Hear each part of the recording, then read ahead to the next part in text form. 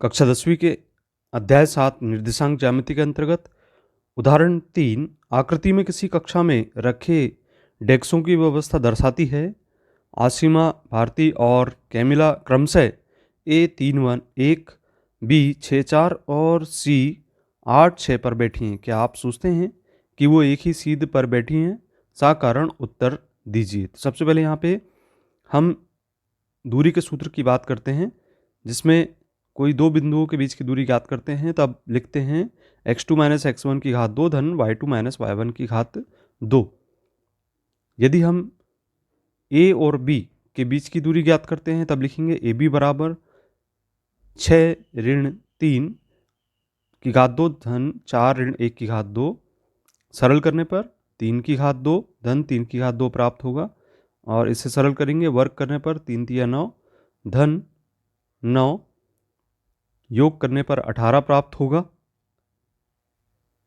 और सरल करेंगे तो 3 करनी 2 प्राप्त होगा। अब हम B और C बिंदुओं के बीच की दूरी निकाल लें तो 8 ऋण 6 की घात 2 धन 6 ऋण 4 की घात 2 होगा। इसको सरल करें तब हमें प्राप्त होता है 2 की घात 2 धन 2 की घात 2। इसे और सरल करें तो 4 धन 4 बराबर करनी 8 प्राप्त होगा। इसे सरल करने पर 2 करनी 2 हमें प्राप्त हो जाता है। गुणनखंड निकाल के हम इसका वर्गमूल ले लेते हैं तो 4 गुणित 2 लिखा जाता है, 4 का वर्गमूल 2 और करनी 2 हमें प्राप्त हो जाता है।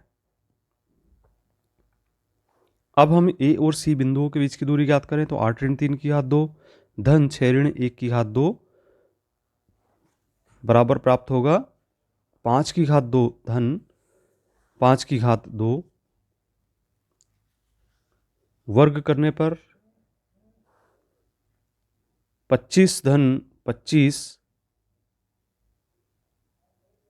बराबर करनी 50 और चूंकि 25 दूनी 50 होता है तो 25 का वर्गमूल निकाल लेंगे।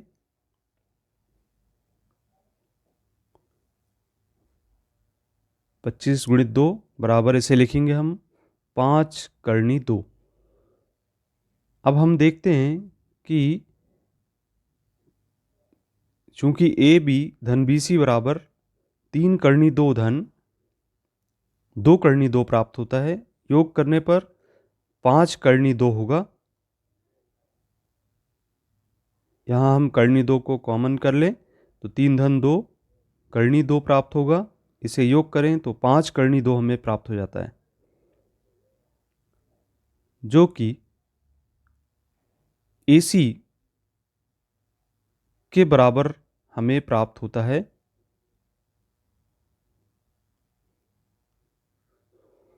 अतः हम कहेंगे कि ABC संरेखी हैं, अर्थात वे तीनों एक ही सीध में बैठी हैं।